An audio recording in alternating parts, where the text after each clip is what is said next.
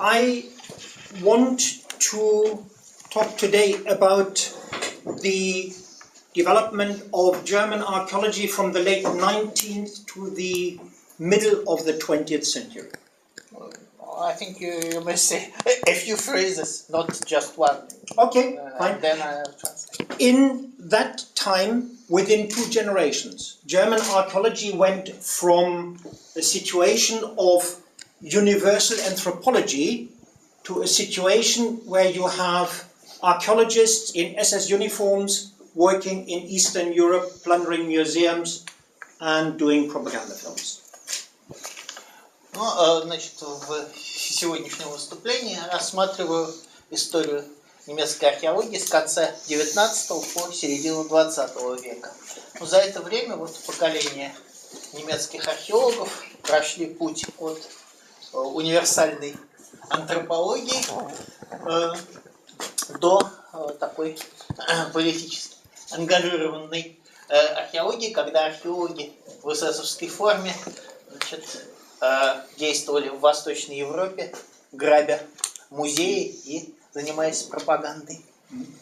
I have to apologize in advance for the quality of some of the photographs. They are 70 or 80 years old, and scanning has not always been a huge success. Я заранее прошу извинения за качество фотографий, поскольку многим из них 70 или 80 лет, и сканирование не всегда было хорошим.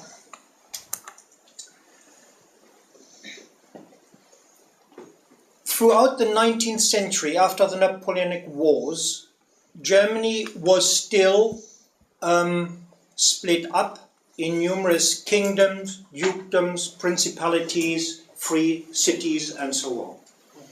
Но на протяжении 19 века, после наполеонских войн, Германия все-таки оставалась раздробленной на разные королевства, герцогства, вольные города и так далее. During the process of unification, which happened towards the end of the 19th century, 1871 of course, the past and archaeology was used to establish or to emphasize the common national consciousness of the Germans. Ну, в процессе объединения Германии, который завершился в 1771 году, археология использовалась для того, чтобы сделать упор на таком общегерманском сознании немцев. An example for that is this huge monument to the Germanic chieftain Arminius, Hermann, who defeated 3 Roman legions in the battle of the Teutoburg forest. Ну вот проявление этого, это вот этот самый памятник германскому вождю Арминию, который разбил 3 римских легиона в Тевтобургском лесу. Yeah. For the scale, just look at the people down here. Чтобы представить себе масштаб. The interesting thing is, this nationalism of the 19th century was grassroots, from bottom up. It was not a nationalism from the top. Надо сказать, что вот этот национализм 19 века, он шел снизу, а не сверху. Он был как бы естественным. During that time, the only established archaeologies were the classical archaeology, Greek and Roman, and Near Eastern archaeology, not prehistoric archaeology. Ну, в это время признана была только классическая археология, греко-римская, и археология Ближнего Востока. А археология первобытности таковой не была. Prehistoric archaeology as a discipline only developed from the middle of the 19th century onwards, in Germany and in other European countries. Вот археология первобытности стала развиваться как в Германии, так и в других европейских странах только с середины 19 века. During this period, one of the most influential archaeologists in Germany, prehistoric archaeologist, was an amateur archaeologist, the famous surgeon Rudolf Virchow. Значит, в это время главным представителем первобытной археологии был археолог-любитель Рудольф, которого немцы называют Фиршер, а мы Вирху. Что, конечно, неправильно, но... Что неправильно? Мы. He did a lot to popularize archaeology. He supported Schliemann in his excavations at Troy, but most importantly, he supported a concept of prehistoric archaeology which was part of a universal anthropology. Он сделал много для популяризации археологии, он помогал Шлиману в раскопках Трои, но главное, что он сделал, он отстаивал концепцию первобытной археологии как части общей антропологии. He was against a national archaeology, and he did not believe in identifying ancient races, a preoccupation of the 19th century, because he believed they were all mixed anyway. Он был против национальной археологии и скептически относился к определению древних рас, считая, что все они были смешанными. His opponent, towards the end of the 19th century, in the last decade, was a very different person. Gustav Kosina. Его оппонент в последние десятилетия XIX века был совсем другим человеком. Это был Густав Косина. He was a linguist, but believed that Germanic antiquities should be used to reconstruct the prehistory of the Germanic peoples. Он был лингвистом, но считал, что германские древности нужно использовать для реконструкции германских предысторий.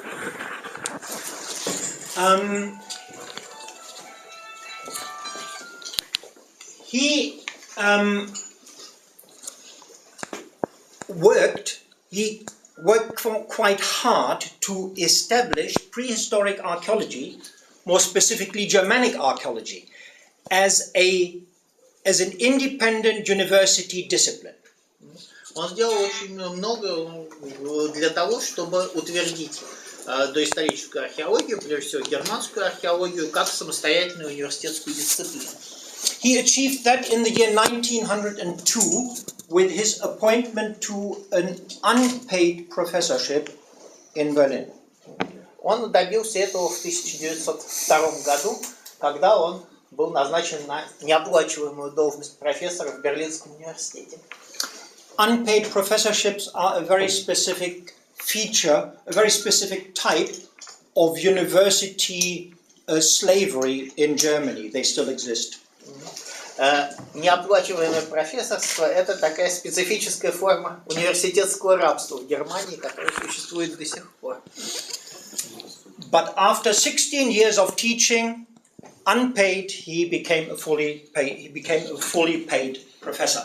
Но после 16 лет вот такого бесплатного преподавания он все-таки стал профессором на жалование. He was very energetic in setting up a number of things which helped the establishment of a Germanic archaeology. Он, значит, сделал многое для утверждения разных вещей, которые, значит, стали частью немецкой археологии. One was the foundation of this Gesellschaft für deutsche Vorgeschichte, here a committee meeting in 1930. Но одним из них было основание вот этого общества, немецкого общества первобытности, вот, которое было им основой. Yeah, that is Kosina in his old age, 2 years before his death. Да, за 2 года до смерти. His most important publication was this little book called Die deutsche Vorgeschichte, eine hervorragend nationale Wissenschaft. Ну вот самым важным его произведением была вот эта маленькая книжка, которая называлась «Немецкая предыстория». Значит, вот,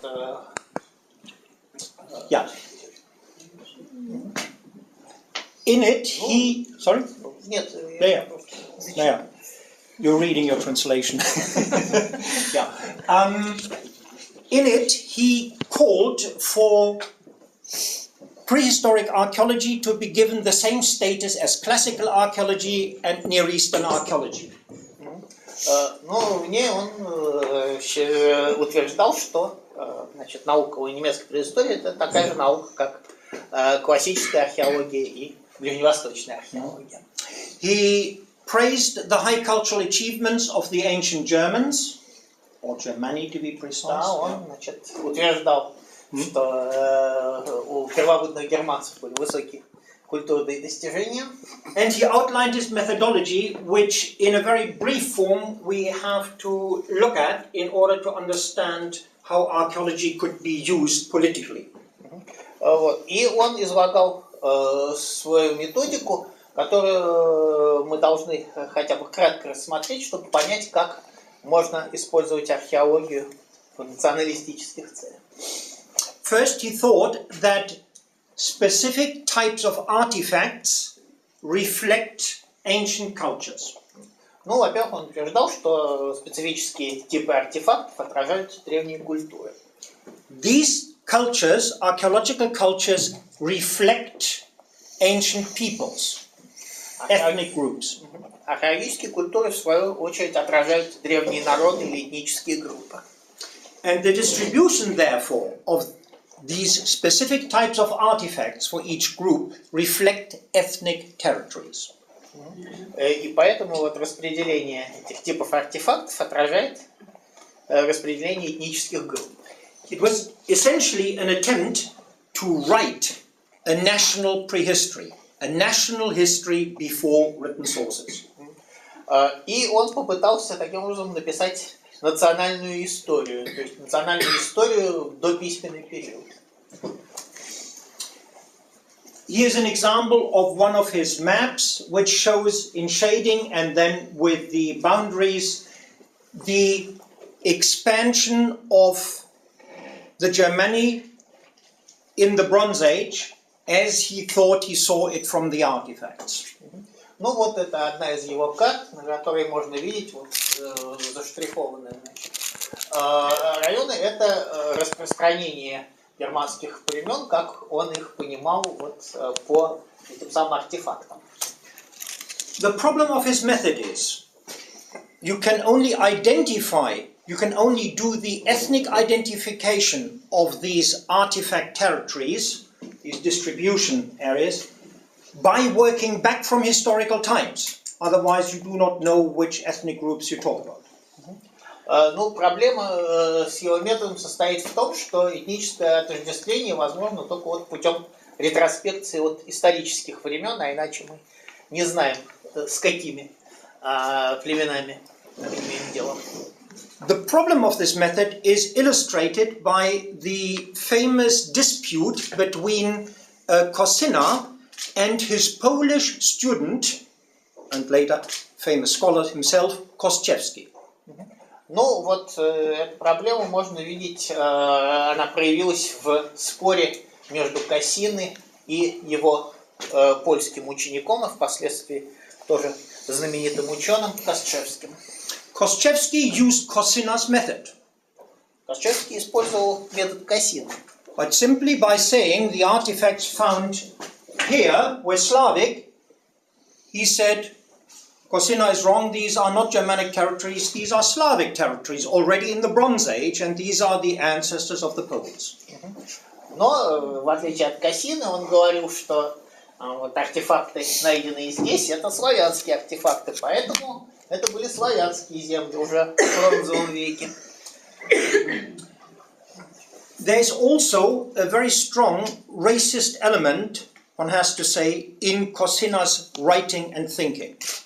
Ну, конечно, был сильный такой расистский элемент в писаниях и выступлениях Косины. He believed that the Germanic tribes were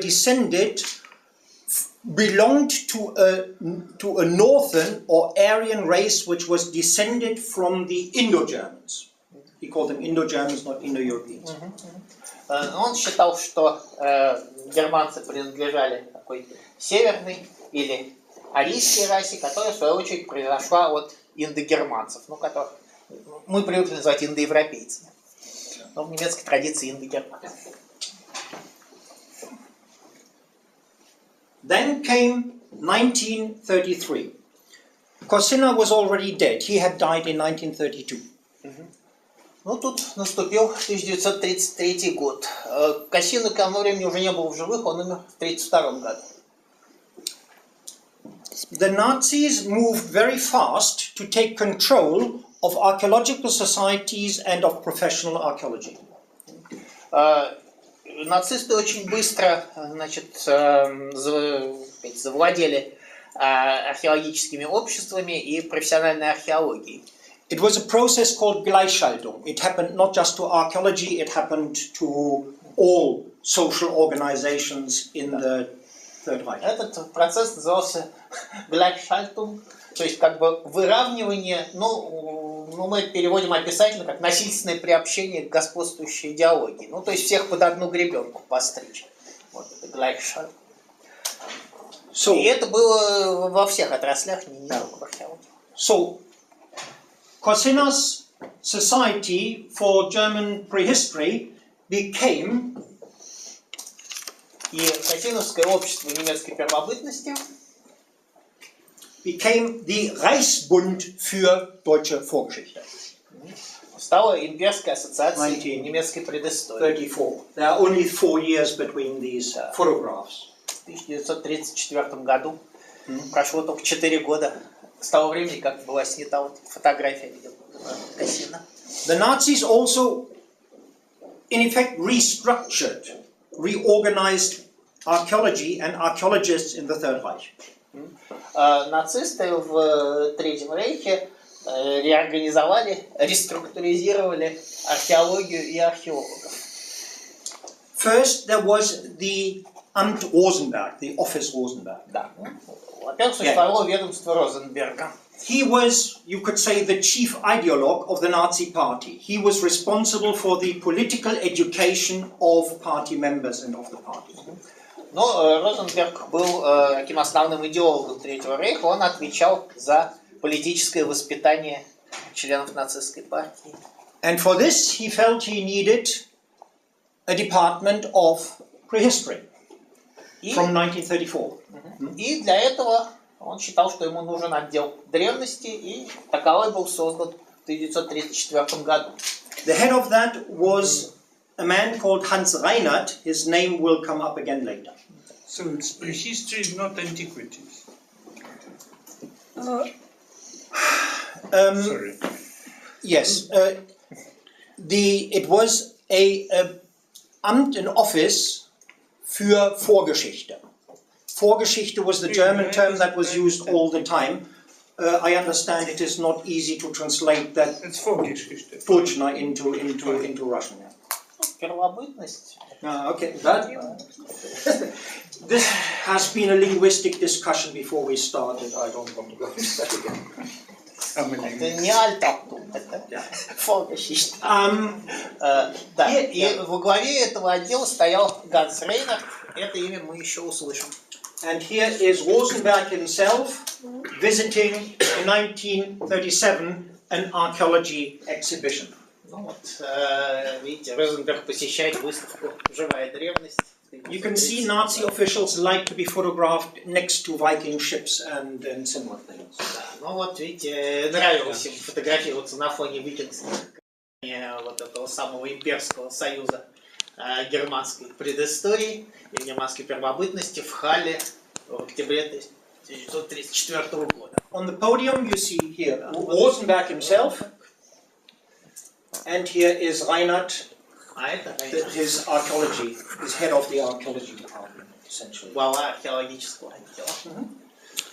Now, there was one other important pillar of Nazi organization of archaeology, and that was in SS Ahnenerbe. Еще одним таким важным столпом, опорой вот этой самой организации. It was a science organization which Heinrich Himmler set up within the SS in 1935. Значит, была вот эта организация СС Анненербе, то есть наследие предков, значит, которое Гиммлер основал в 1935 году. Yeah. From 1938 there was a specific department for archaeological excavations. С 1938 года там было специальное отделение археологических раскопок. And the head of that was Herbert Jan Kuhn from 1940, but he was associated with SS excavations before that. Да. И начальником его с 1940 года был Герберт Ян Кун, но хотя начальником он был с 1940 года, на самом деле с СС он был связан раньше. A word about SS Ahnenerbe and what it intended. Да. Что это такое СС Анненербе и для чего оно было предназначено? Here I need the quotation. The aim, the purpose of the organization was, you have it here, so I will simply read it out. To explore the space, spirit, deeds and heritage of the Indo-Germans of northern racial origin. You can see race is already one of the basic concepts underlying Видите, SS что Ahnenerbe. раса это уже одна из основных концепций Анненербе. Essentially, it was the concept was to establish a scientific foundation for the concept of German superiority. Но основной целью было найти научные обоснования германского превосходства. Here, Herbert Jan Kuhn, the very influential and very active head of the SS Ahnenerbe Archaeology Excavation Department. Ну, здесь вы видите Герберта Ян Куна, очень влиятельного и очень деятельного главу вот этого отдела археологических раскопок Анненербе. Вот он инспектирует раскопки в Хорватии. In uniform here, yeah. Да, в эсэсовской форме. Ahnenerbe carried out itself about 20 excavations, many of them abroad, for example, also in Greece before the war. Вот. Ну, самые известные это вот раскопки самого Ян Куна в Хедебю, которые немецкие археологи называли Хайтабу, ну, так сказать, имитируя древнегерманское произношение. A Viking Age trading site, essentially. Это викингское торговое поселение. Now, if you ask what was the impact, the immediate impact of Nazi takeover of archaeology, the answer is the effect was wonderful for archaeology.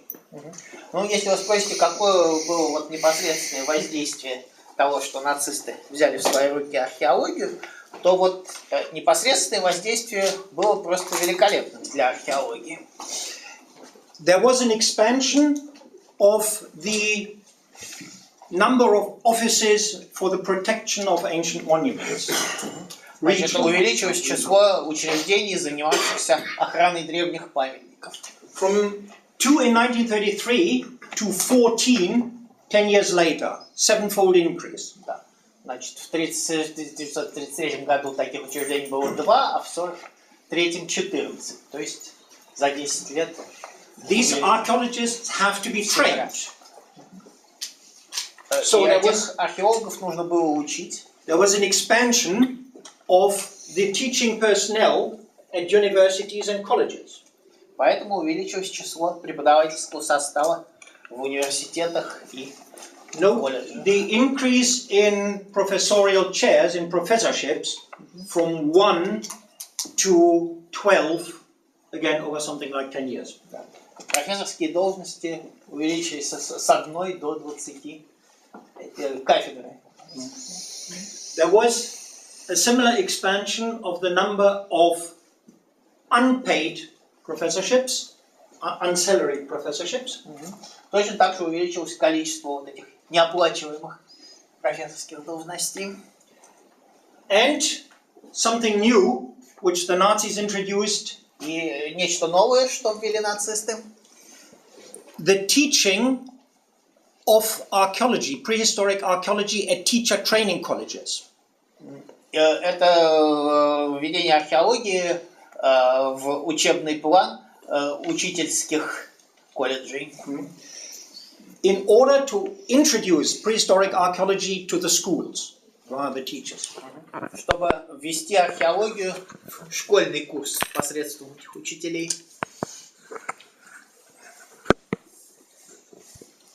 So, as far as one can work out, most German prehistoric archaeologists were happy with what the Nazis gave them. Ну и, как вы можете догадаться, большинство специалистов по первобытной истории немецких были рады тому, что, значит, нацисты им предоставили. Here, Rosenberg is addressing the Third Reichskonferenz. Да. Ну вот, Розенберг выступает на Третьей имперской конференции. For German prehistory, and here is the reaction of the audience. The professional archaeologists are in the first rows. Ну а это его, значит, приветствует аудитория, и в первых рядах сидят профессиональные археологи. Not everybody benefited from Nazi archaeology. Но не все, так сказать, получили что-то от нацистской археологии. Classical archaeology, for example, did not benefit. It was irrelevant to Nazi ideology. Greek and Roman archaeology was irrelevant. Но классическая археология, например, ничего не получила, потому что она была безразлична нацистам. They were not shut down, but simply not expanded. Да. Ее, конечно, не закрыли, но и не расширяли.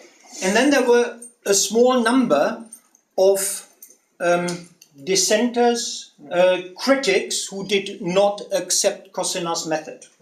Ну, и было небольшое количество таких диссидентов, скептиков, которые не принимали метод Косины. Under the Nazis, Cosina's method became dogma. Вот. Но для нации метод Косины стал догмой. Because it could be used very specifically for political purposes. Потому что его можно было замечательным образом использовать в политических целях. Most of the critics were still allowed to publish. They did not end up in prison. They did not end up in a concentration camp.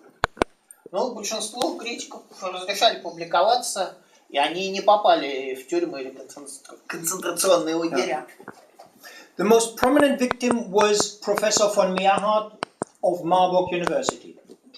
Ну, такой вот самой главной жертвой был профессор фон Мейерхард из Марбургского университета. He pointedly ignored Cosina's method. Вот, он игнорировал метод Косины.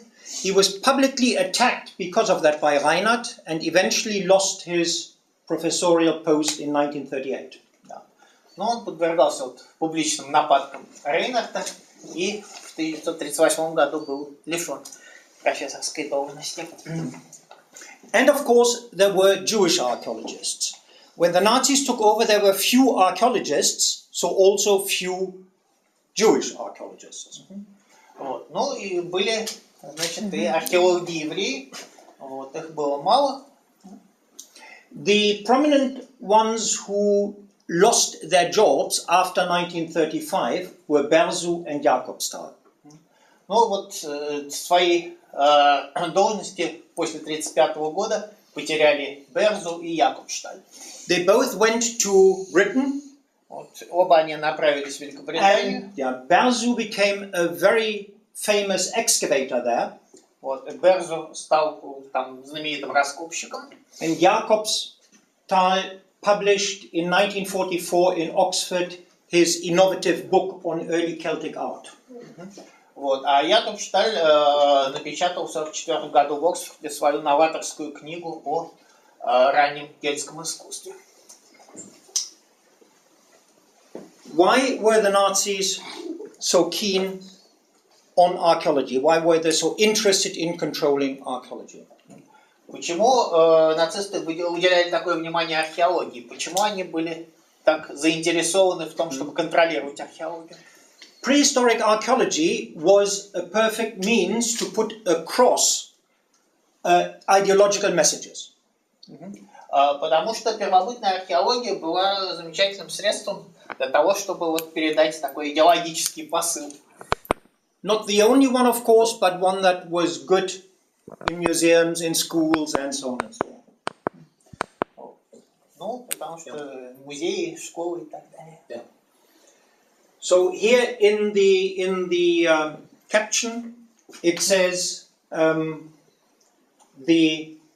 our ancestors from Northern Europe were of the Nordic race, tall, beautiful people. Вот. Ну, тут написано, что вот наши предки в Северной Европе принадлежали к нордической расе, они были красивыми, рослыми людьми. With blonde hair, blue eyes, always well dressed, of course. Светлокожими, большей частью голубоглазыми. As you can see, this is a school poster showing Germany around 400 AD. The other side of the race was also depicted, though not in flattering terms. The Slavs were shown rather differently. Ну, славян тоже описывали, но не в таких лестных терминах, а несколько иначе. And here in a booklet of Professor Petersen, who later was professor at the Reichsuniversität Posen, he writes of the ärmliche Hausrat der Slawen. Ну вот Петерсон, который был сначала профессором в Ростике, а потом в Имперском университете Позана, то есть Познани, вот он писал про ту самую жалкую домашнюю утварь славян. Ärmlicher Hausrat der Slawen.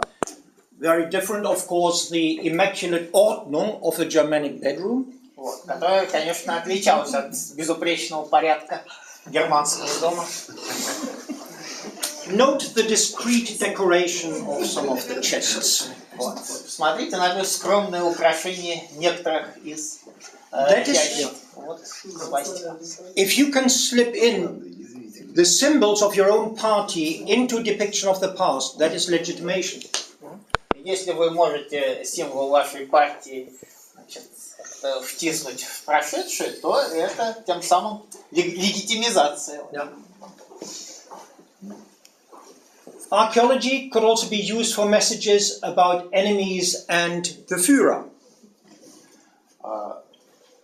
Значит, археологию можно было также использовать для создания образов врагов и культа фюрера. Here, aggressive Scythians attack a peaceful Germanic village. Вот. Но видно, как, значит, вот агрессивные азиаты, значит, атакуют мирную немецкую деревню.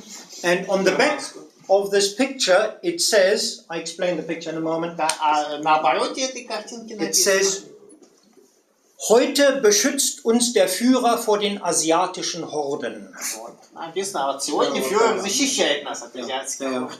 Again, establishing the link from the past to the present and therefore legitimizing the present. Устанавливая связь между прошлым и настоящим. These were small pictures which were handed out, yes, platni, when you bought a tin of shoe polish. То есть, когда вы покупали там баночку ваксы, то бесплатно давали вот такую вот листовку. Were very popular, had very wide distribution, and you collected them. И это был, значит, очень широко распространялся. Киндер-сюрприз. Потому что все покупали средства для ухода за обувью. And of course, another message put across the role of women and social roles in general. Men go to war, women look after the kids. Ну, еще один идеологический посыл, это, значит, социальные роли и материнство, что вот мужчины отправляются воевать, а женщина, значит, ухаживает за детьми. What were the media in which these messages were put across? I just want to very briefly look at some of the... В каких средствах массовой информации вот эти идеи распространялись? Popular books, of course, Популярные книги, written by professional archaeologists at the time. которые написали профессиональные археологи. Magazines like this one, Germanenerbe, Heritage of the Germany.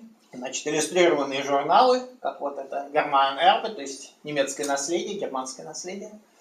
The message was put across in youth organization, mostly of course Hitlerjugend. Да, ну и распространялось это и через молодежные организации, прежде всего Гитлер-Югенд. The Hitlerjugend was appointed honorary guardians of ancient monuments, of all ancient monuments. Значит, вот Гитлер-Югенд был как бы хранителем всех древних памятников. Exhibitions, Вот, выставки. note the decoration of the entrance. Ну, отметьте, как украшен вход. And the interior. И внутреннее убранство. It was a very big exhibition that traveled across Germany. Очень большая выставка. Public displays at every big meeting and conference. На всяких больших встречах и заседаниях всегда демонстрировалось нечто историческое. The musical instruments here are replicas of Bronze Age lura. Ну вот это, так сказать, точное воспроизведение музыкальных инструментов бронзового века. Experimental archaeology is also a good one for demonstrations. Вот. Ну и использовали для демонстрации. Вот тут сотрудники, значит, имперской службы труда, службы занятости. Но у нас это обычно переводят как трудовой повинности. And very specifically also instruction in archaeology of armed forces. Here, Leibstandarte Adolf Hitler in Berlin. Но археологии обучали даже значит, военных. Ну вот, в данном случае обучает личный состав дивизии СС Адольф Гитлер в Берлинском музее первобытности. The teacher in uniform is a full university professor, Professor Lambsdorff. А преподаватель в форме СС это профессор Ламсдорф. The propaganda that archaeology, prehistoric archaeology, can be used for was specifically useful for war and expansion. Ну, пропаганда состояла в том, что предыстория могла быть использована непосредственно для ведения войны и экспансии. And in particular, the Vikings were very useful there. Вот тут очень пригодились викинги. Here it says that the Viking spirit of our fleet has remained the same since Viking period, and of course, top left, archaeological finds of Viking ships. Что викингский дух нашего флота остается неизменным со времен викингов. Or here, the poster from a big exhibition, Großdeutschland und die See. Again, the direct link from the Viking period with the Viking ship. Это значит плакат с большой выставки Великая Германия и море. If you need Danes to come to the SS, you use a poster showing a Viking, establishing again the direct link between the Viking past and the present. Вербовщики СС использовали вот такие листовки с изображением викинга. And if you were very lucky, I mean lucky as a Nazi propaganda minister, you have an archaeologist showing you an Iron Age burial urn with a swastika. Вот. Ну а если вам очень повезло, повезло как руководителю нацистской идеологии, то археологи могли вам предоставить погребальную урну Железного века с изображением свастики. Found usefully in Poland, so this territory could now, remember Kosina's methodology, be claimed to be the eternal German East. Вот. Тем более, что так повезло, что нашли этот сосуд в Польше, так что можно было в соответствии с теорией Косины объявить эту землю вечным германским востоком. it is possible to smile about some of this propaganda. Ну, We можно, can do that конечно, from our modern смеяться над perspective. этой пропагандой. But there was a very dark side to Nazi archaeology. And that was the robbery of museums and of archaeological sites in occupied territories. Но вот у этой нацистской археологии была такая темная сторона, как ограбление музеев и археологических памятников на оккупированных территориях. That was not very successful in the West, more successful in the East. Ну, на Западе это было не так успешно, а вот на Востоке, да, добились много. In Norway, there was a plan, apparently, to give this famous migration period sword to Heinrich Himmler on occasion of his visit in 1941. Ну вот была идея, значит, изготовить копию вот этого знаменитого меча и вручить его Гиммлеру, когда он там был с визитом в 1941 году. Then there was the Bayeux Tapestry in northern France, which shows the story of the conquest of England in the 11th century. Ну, имеется также вот знаменитый гобелен из Байе в Северной Франции, в Нормандии, который описывает историю, значит, покорения Англии норманнами в XI веке. Imagine the situation, the German army on the Canal coast, looking across to England, planning conquest, and there you have, in a local museum, this gobelin, you call it, yes? Showing the 11th century conquest. Perfect propaganda value. Ну, представьте себе, вот немецкие войска стоят на берегу Ла-Манша, смотрят, значит, на Англию, готовятся к вторжению, а тут в местном музее, значит, вот этот самый гобелен, который описывает, как вот это подобное вторжение происходило. Замечательно для пропаганды. So there were special showings for high-ranking German officers. Его специально этот гобелен демонстрировали высшему немецкому офицерству. There was also a special study by a number of specialists from Arnhem-Elbe, or another direction of Arnhem-Elbe. И специально, значит, эксперты из Арнhem-Элбе его изучали. And in 1944 there were at least 2 attempts to take the Bayeux Tapestry to Berlin. И в 1944 году было по меньшей мере 2 попытки вывести вот гобелен из Байе в Берлин. It failed, thank goodness. Но это не удалось. Then there were excavations in occupied territories of Eastern Europe. Были также раскопки на оккупированных территориях Восточной Европы. The most famous one being the Arnhem-Elbe excavation at Самые знаменитые это были раскопки в Бискупине, в Польше. Where the archaeologists, the German archaeologists, were said to have dug down through the top levels, which were Slavonic, to find the supposedly Germanic layers of the Bronze Age. И они, значит, прорылись сквозь верхние слои, которые были славянскими, чтобы найти более нижние, которые предположительно были германские. I already mentioned the excavation in Croatia. Да, я упоминал раскопки в Хорватии. Here the full-scale inspection by Sievers and Jankun. Вот такая широкомасштабная инспекция Зиверса, директора ННРБ и Янкуна. There were also at least 3 excavations in the Ukraine with the attempt to find the Goth, the Goti. Да. И было, значит, по меньшей мере 3 экспедиции, 3 раскопок на Украине в надежде найти готов. The worst, probably from an ethical point of view, was the robbing of museums. Но с этической точки зрения самым худшим было, пожалуй, ограбление музеев. Все содержимое польских музеев перевозило в Германию. Yeah.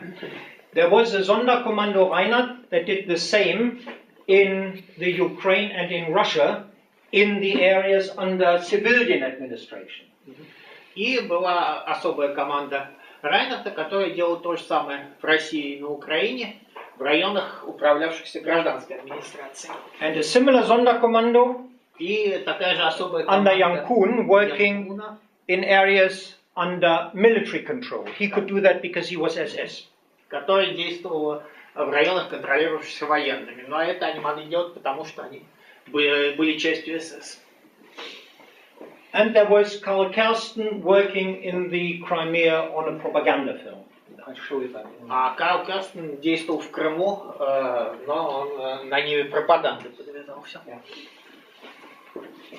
Here, two pictures showing the arrival of Young Kuhn in Kiev and working in the field on the right with Kersten.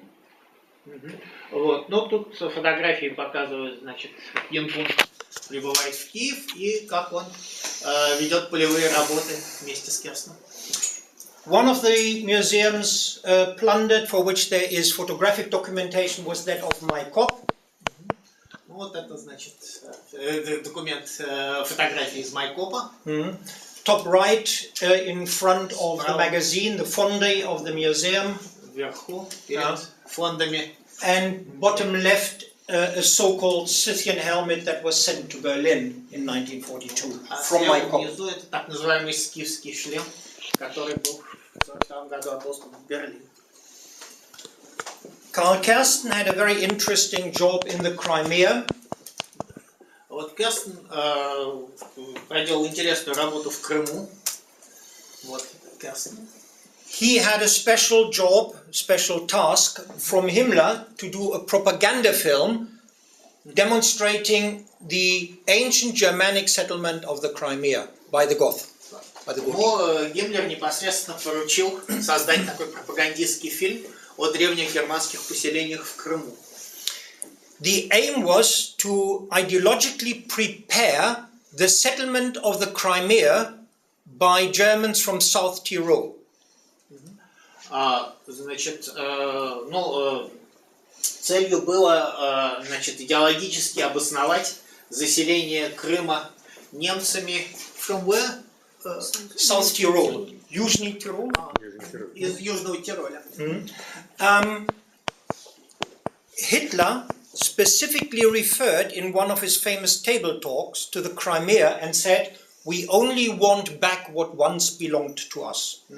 Но Гитлер специально говорил о Крыме в одной из своих речей и высказался так, что мы только хотим вернуть себе то, что нам принадлежало. In order to find Germany in the Crimea, you need archaeologists. Но для того, чтобы найти Германию в Крыму, конечно, необходимы археологи. What happened after the war? A few thoughts. Случилось потом. Yeah. There was, after 1945, no general broad discussion in the discipline about the role of German archaeologists in the Third Reich. Ну, не было таких широкомасштабных дискуссий о роли немецкой археологии в Третьем Рейхе.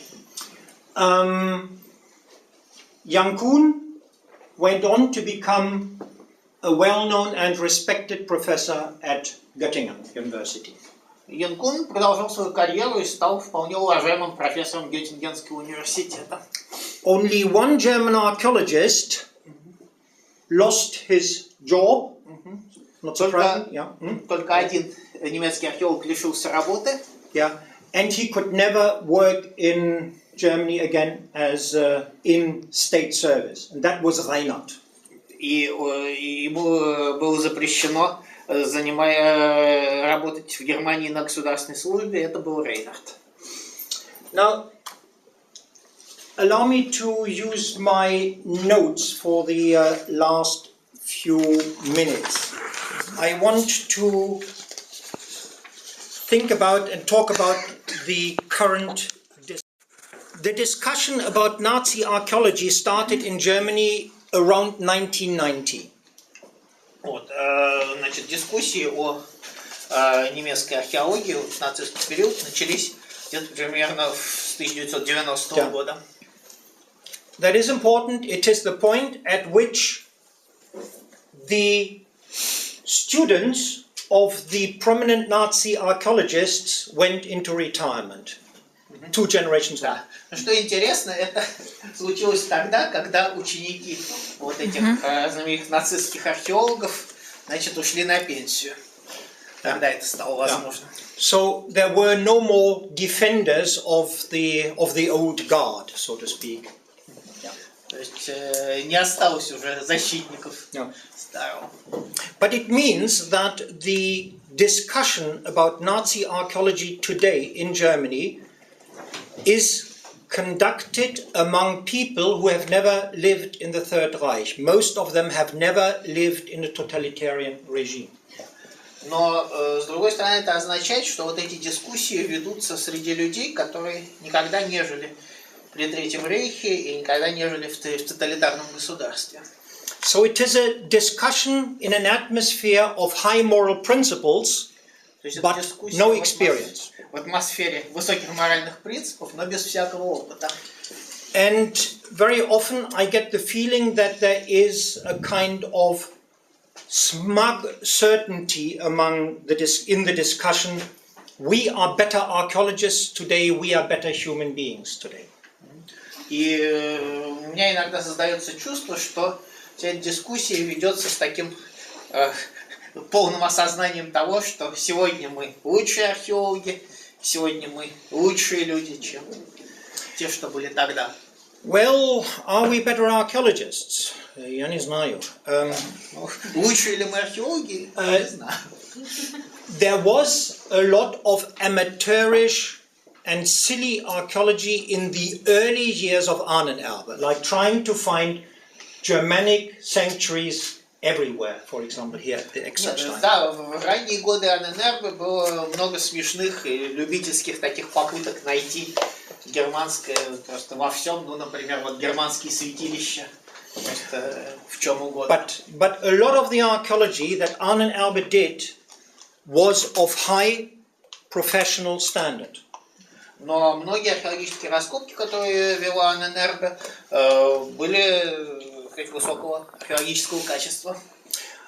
Jan Kuhn is credited with establishing the basis of modern interdisciplinary settlement archaeology.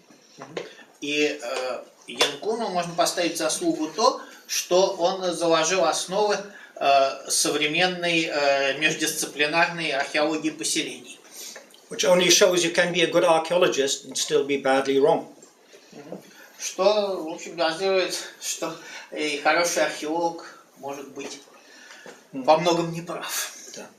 And are we better humans today? Лучшие ли мы люди? I don't know. I did not live in the Third Reich. I belong to the post-war generation. Я не жил в Третьем Рейхе. Вот я принадлежу к другому поколению. I don't know what I would have done if I had been born 40 years earlier or 100 kilometers further east after the war.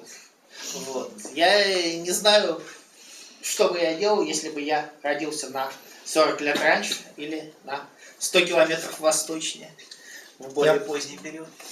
Ну, ГДР. Archaeologists work in archaeology generally because they love their subject, not because they want to become rich.